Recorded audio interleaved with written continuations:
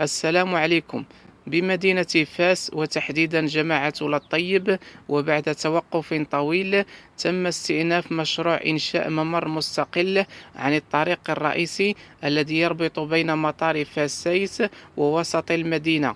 يأتي هذا المشروع ضمن الجهود الرامية إلى تحسين البنية التحتية المرورية في المنطقة وتخفيف الازدحام الذي يعرفه الطريق الرئيسي، بالإضافة إلى توفير مساحات آمنة لركن السيارات.